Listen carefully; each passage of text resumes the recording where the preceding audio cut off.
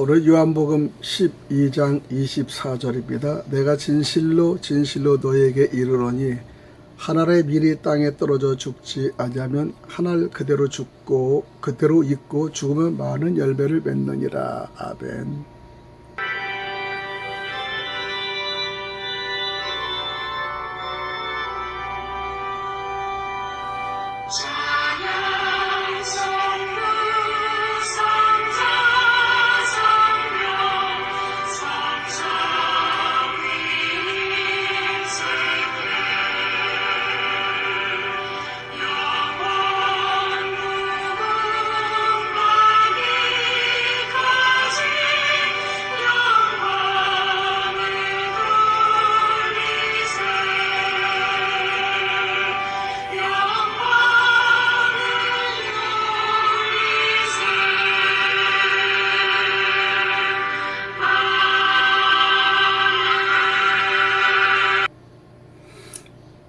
오늘 요한복음 12장 24절 말씀에 봉독해드린 대로 하나님의 선교 사역에는 실패가 없다라는 말씀을 드리겠습니다.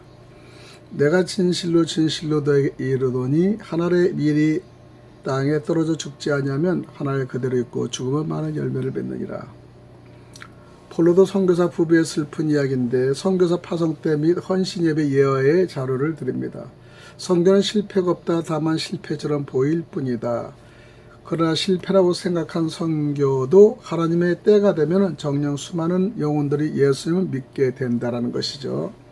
1921년 스웨덴의 플러드 선교사 부부가 2살이 된 아들을 데리고 고국을 떠나서 아프리카의 콘고로 선교를 떠납니다. 공고에서 선교사 가족들은 스칸디나비아에서 온 에릭슨 부부를 만났습니다. 선교사들 넷이서 하나님 인도를 구하는 중에 선교 본부를 떠나서 오주로 돌아갑니다. 콩고의 어느 원주민 마을에 도착하자 추장이 토속 신들과의 관계에서 커다란 문제가 생길 것 같다고 하면서 선교사들을 들어오지 못하도록 합니다. 그들은 산등성에 올라가서 마을과 조금 떨어진 곳에 진흙으로 음막을 지었습니다. 선교사들은 그 음막에서 하나님께 도움을 요청하는 기도를 합니다. 그러나 뾰족한 방법은 없었습니다. 원주민 마을에 들어갈 수도 없었던 선교사들이 만날 수 있는 유일한 사람이 있었습니다. 일주일에 2번 닭과 계란을 팔기 위해서 찾아오는 원주민 소년 한 명이 전부였습니다. 폴러드 부인은 그 소년을 예수님께 인도해 보기로 결심을 하고 전도를 했습니다. 그런 와중에 4명의 선교사들은 차례로 말라리아에 걸리게 되었습니다. 에릭슨 부부는 더 이상 견딜 수가 없어서 선교 본부가 있는 곳으로 철수를 합니다. 그러나 플로드 부부는 계속 그 마을에 남아 있습니다. 그런 와중에 플로드 부인은 음막에서 임신을 하게 되었고 산기가 차서 출산할 때가 되었습니다. 그러자 추장의 마음도 너그러워져서 산파를 보내서 도와줬습니다. 플로드 선교사 부인은 딸을 낳아서 아이나라고 이름을 지었습니다. 그러나 플로드 부인은 출산한 후에 17일 만에 목숨을 거두고야 말았습니다. 그 순간 플로드 선교사는 분노가 화산처럼 폭발합니다. 콩고의 오지에 겨우 27살 된 아내의 시신을 묻었습니다. 2 아이들을 데리고 산을 내려옵니다.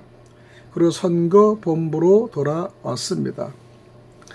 갓 태어난 딸인 아이나를 에릭슨 부부에게 맡겼습니다. 플로드 선교사는 그동안 쌓인 분노와 그리고 울분과 화가 치밀어 올라서 가슴을 치면서 통곡을 합니다. 플로드 선교사는 말하기를 나는 스웨덴으로 돌아가겠소. 나는 아내를 잃었소. 나는 이 아이를 도저히 키울 수가 없단 말이오. 하나님은 나의 선교를 망쳐버렸소. 라고 울면서 통곡을 합니다. 플로드 선교사는 영혼 구원을 위해서 아프리카의 콩고에 선교를 했습니다. 그러나 아내를 잃게 된 상황에서 치밀어 오르는 분노를 이기지 못했지요. 급기야 플로드 선교사는 선교에 대한 사명을 버리게 됩니다. 그리고 심지어 하나님을 부인하는 지경에까지 이르고야 말았습니다. 그리고 플로드 선교사는 스웨덴으로 돌아가 버립니다. 8개월이 좀 넘었을 때 에릭슨 선교사 부부도 알 수 없는 질병으로 둘 다 세상을 떠나고야 맙니다. 첫 돌도 안 된 아이나는 어떤 미국인 선교사 부부에게 맡겨졌습니다. 그리고 3살 때에 아이나는 미국으로 건너가게 됩니다. 그의 아이나는 미국에서 자라면서 미네아폴리스 성경학교를 다녔습니다. 미국에서 두이 허스트라는 청년을 만나서 결혼을 합니다. 수년이 흘러서 아이라는 남배를 낳았습니다. 남편 두이 허스트는 미국 시애틀 지역에 있는 한 기독교 학교의 학장이 되었습니다. 오늘 아이나는 우체통에서 스웨덴에 발견된 종교 잡지 하나를 발견합니다. 잡지를 넘기자 사진 하나가 눈에 들어옵니다. 허름한 음막 속에 무덤이 하나 있었습니다. 그리고 한 무덤에는 하얀 십자가 세워져 있었고 그리고 폴러드란 이름이 보였습니다. 아이나는 학교로 달려가서 스웨덴 말을 잘하는 교수에게 폴러드에 대한 기사를 읽어달라고 부탁을 합니다. 교수는 다음같이 기사의 내용을 요약해서 알려줬습니다. 이것은 오래전에 아프리카 콩고의 한 마을에 온 선교사 이야기라고 합니다. 그들은 한 아기를 낳고 얼마의 산모는 27일 죽었습니다. 그리고 한 아프리카 소년을 예수님께로 인도를 했습니다. 백인 선교사들이 모두 떠난 후에 콩고의 이 소년이 성장을 했습니다. 소년은 추장에게 학교를 세워달라고 부탁을 합니다. 추장은 학교를 세워주었습니다. 소년은 학교에 다닌 아이들을 모두 다 예수님 앞으로 인도했습니다. 나는 모든 아이들이 부모님들을 예수께 인도를 했습니다. 나중에 추장도 그리스도인이 되었습니다.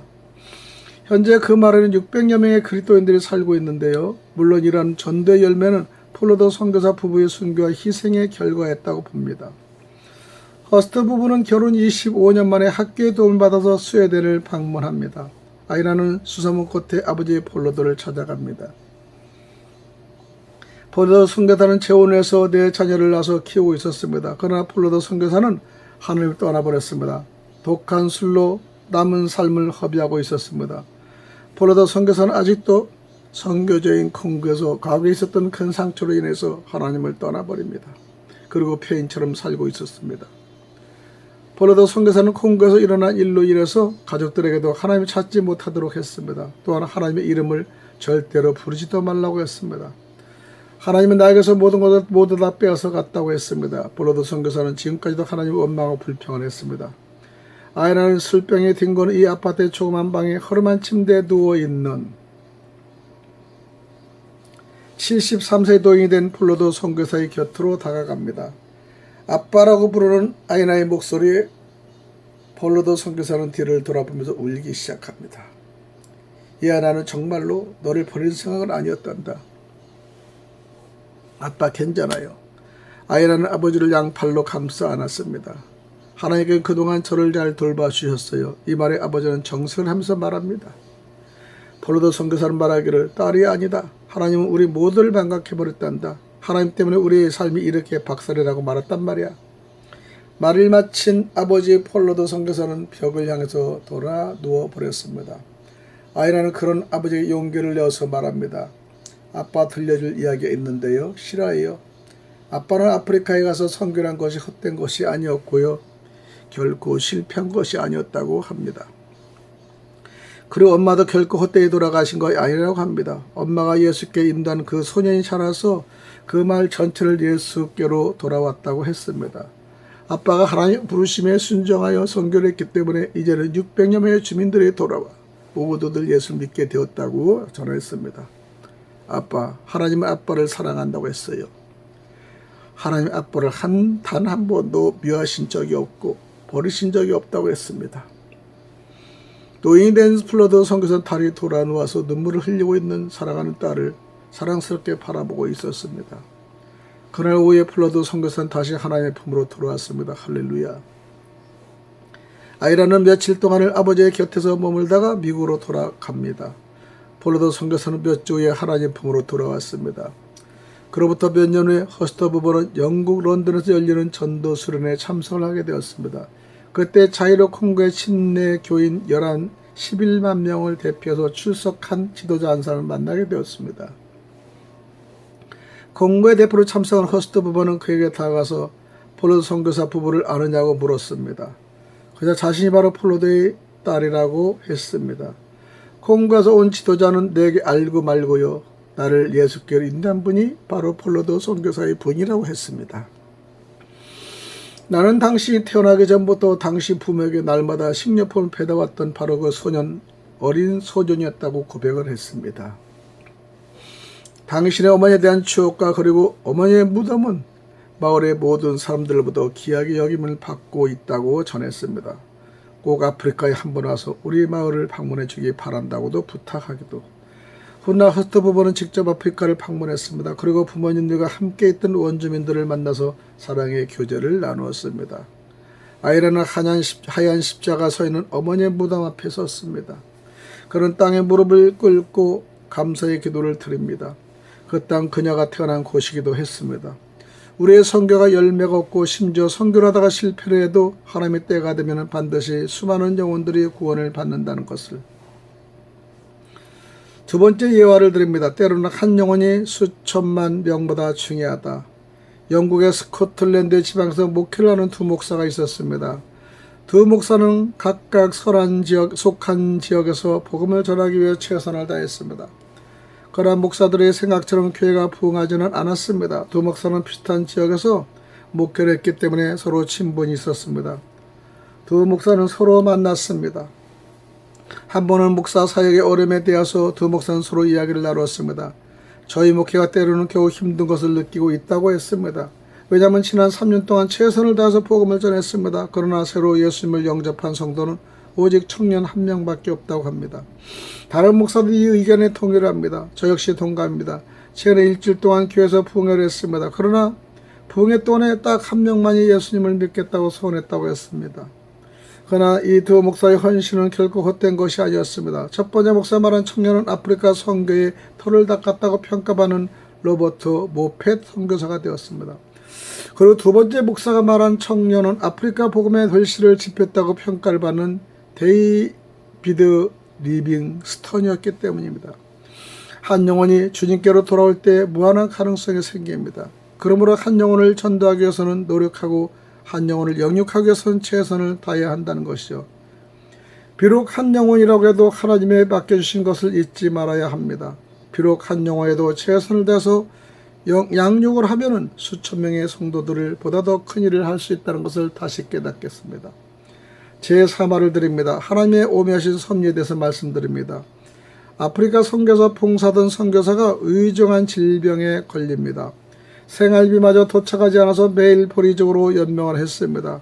하나님께서 자신을 소홀히 하시는 것이 아닌가 하고 하나님의 사랑을 의심하기도 합니다. 그런데 30일 정도 지나자 그토록 심했던 질병이 사라지고 회복이 되었습니다. 열애 동안 안식년으로 교육한 선교사는 당시에 가장 힘들었던 수많은 경험에 대해서 간증을 하였습니다. 예배 끝나자 한 교인이 찾아와서 질병에 대해 묻고 이렇게 말합니다. 저는 의사입니다. 생활비가 제때에 왔더라면 선교사는 죽었을 것입니다. 그런 소아 장애 질병은 30일간 포리족 처방을 해야 낫는 병이라고 했습니다. 그때서야 선교사는 하나님께서 얼마나 놀랍게 자신을 돌아보셨는지 깨닫게 되었습니다. 하나님은 항상 우리를 돌보십니다. 세계 오지에서 영혼 구원을 위해서 복음을 전하는 사랑하는 선교사 여러분, 선교는 실패가 없다는 사실을 때가 되면 30배, 60배, 100배로 거두게 된다는 것입니다. 화이팅 하시기 바랍니다. 눈물을 흘며 씨를 뿌린 자는 기름으로 거두리라. 시편 126편의 5절입니다. 제4화는요. 천국 번향의 환영에 대해서 말씀을 드립니다. 찰스 린스버그는 1927년 최초로 뉴욕에서 파리까지의 대상을 횡단하여 무착륙 단독 비행을 성공합니다. 그가 뉴욕으로 돌아올 때 성대한 환영 행사가 열렸습니다. 그때 때 마침 평생 동안 아프리카에서 선교사도 일하는 노부부가 뉴욕하게 도착합니다. 그러나 단 한 사람도 환영을 하지 않았습니다. 선교사 부부는 그렇게 많은 인파가 모여서 빵발 울리며 린스버그의 대서양 횡단을 환영하는 모습을 본 적이 없었습니다. 수많은 환영 인파에 어리둥절했던 노 선교사 부부는 나중에 린드버그의 대서양 횡단 비행을 축하하는 인파인 것을 알게 되었습니다. 린드버그 환영 인파를 뒤로하고 쓸쓸하게 호텔로 들어온 노 선교사 부부는 누가 먼저라 할 것 없이 기도를 하기 시작합니다. 하나님의 은혜에 감사하는 기도였습니다. 그러나 한편으로 눈에서는 주체할 수 없는 눈물이 흘립니다. 그때 마음속에 세면 음성이 들리는데 사랑하는 종들아, 린스버그는 고향에 돌아왔지만은 너희는 아직 고향에 돌아오지 않았단다. 너희가 천국 본향에 돌아올 때는 하늘에서 천사들이 나팔을 불고 수많은 성도들이 환영할 것이며 내가 너희의 손을 붙잡고 인도할 것이니라. 우리에게 구름같이 둘러싼 허다한 증인들이 있으니 모든 무거운 것과 얽매기 쉬운 죄를 벗어버리고 인내로서 우리 앞에 당한 경주를 하며 믿음의 주요 또 온전하게 주시는 인 예수를 우리 바라보시기 바랍니다.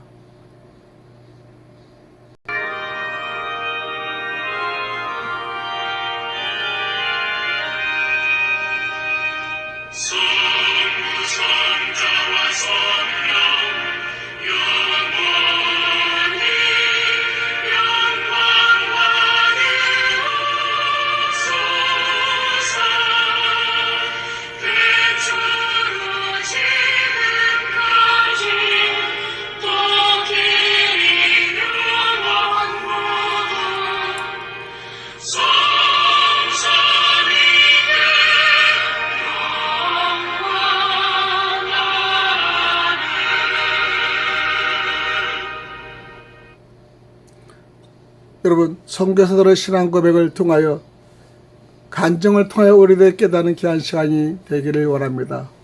어려운 희극독한 속에서도 우리의 주님은 끝까지 여러분 아주 후대까지 사랑하시고 결과를 주시는 우리의 주님이에요. 지금 여러분 고통과 마음이 힘든 것이 있겠습니까?